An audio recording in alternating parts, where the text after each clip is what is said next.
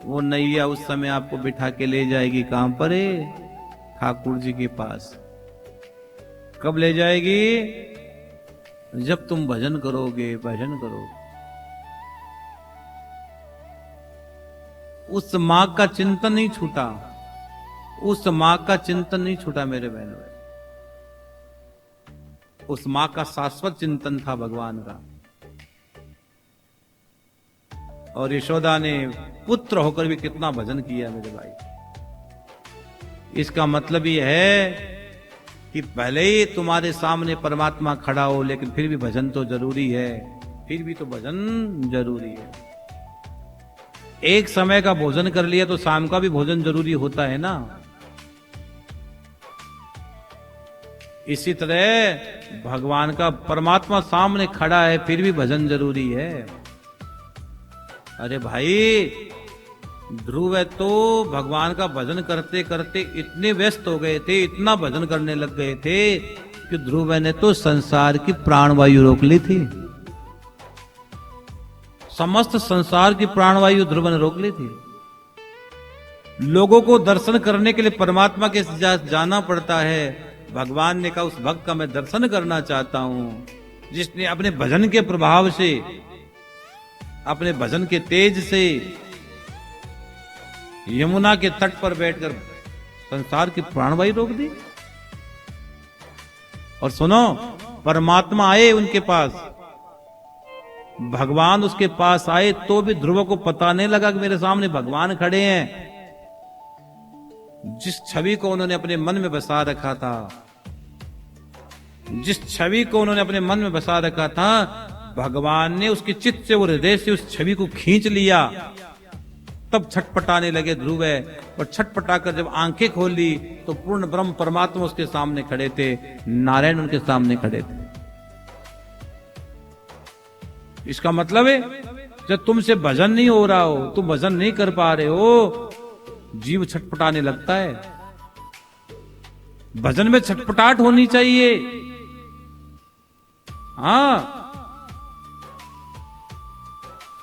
ये दोबारा जन्म मिलेगा नहीं मिलेगा कोई गारंटी नहीं है, लेकिन भजन में छटपटाहट होगी तो परमात्मा जरूर मिलेगा, इसकी गारंटी है।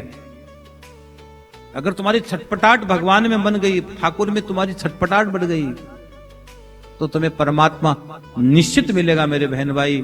इसमें तनिक भी संशय नहीं है। वो छटपटाहट होनी चाहिए। जैसे नोट को पाने की कितनी छटपटाहट है, संसार को पाने की कितनी छटपटाहट है, उतनी छटपटाहट अगर कृष्ण को पाने को हो गई होगी तो भी तुम्हें परमात्मा से मिलन हो जाएगा। तुम्हारा प्रभु से मिलन होगा कब है? जब तुम्हारी छटपटाहट होगी। तो भगवान उसका दर्शन करने के लिए आ सकते हैं। क्या तुम भजन करोगे तुम्हें मुक्त नहीं करेंगे परमात्मा? परमात्मा निश्चित तुम्हें मुक्ति प्रदान करेंगे, भगवान निश्चित तुम्हारी रक्षा करेंगे, लेकिन फिर शर्त वही है, भजन करना। यशोदा के घर कृष्ण है, फिर भी कृष्ण कृष्ण कृष्ण कृष्ण कृष्ण कृष्ण करती है। यशोदा की बात तो बहुत अलग है मेरे बहन भाई। आप कह सकते हो उसका बेटा है, आप कह भी दोगे उनका बेटा है, इसलिए बेटे को तो याद करती है, लेकिन सुदामा की बात कर लेते हैं, सुदामा की बात कर लेते हैं। सुदामा तो बेटा नहीं है। आप ये कह दो कि मित्र, सुदामा तो सखा है, मित्र है। अरे तो ठीक ही बात है ना। अगर मित्र बनाया तो कृष्ण को बनाया, मित्र बनाया तो भगवान के नाम को बनाया।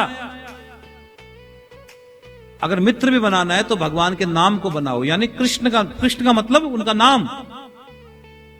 अगर आपने अपने नाम जीवन में कृष्ण, अन्य को मित्र बनाया आपने, लेकिन जब आपके जीवन में कृष्ण नाम का मित्र आ गया, मतलब कृष्ण का जाप आ गया, राधा का जाप आ गया, तो ही तुम्हारा जीवन, तभी तेरे दुख दर्द दूर हो जाएंगे। हाँ,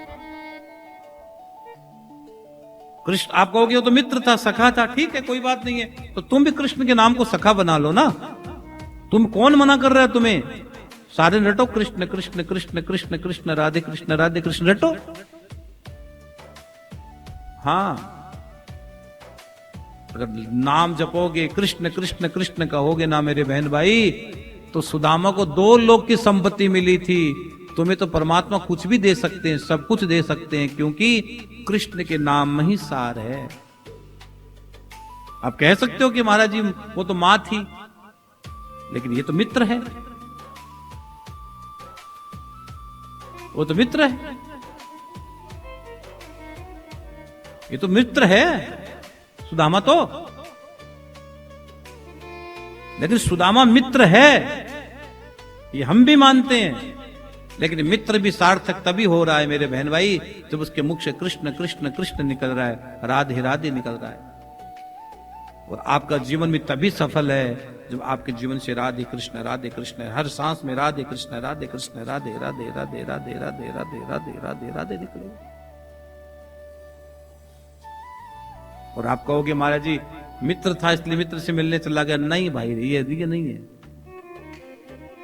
मित्र मित्र से मिलने नहीं गया है, भक्त भगवान से मिलने गया है। और वो क्यों कन्हैया को आके कहना पड़ा? क्योंकि उसका भजन में इतना प्रभाव हो गया था कि वो कहने ना भक्त के बस में भगवान।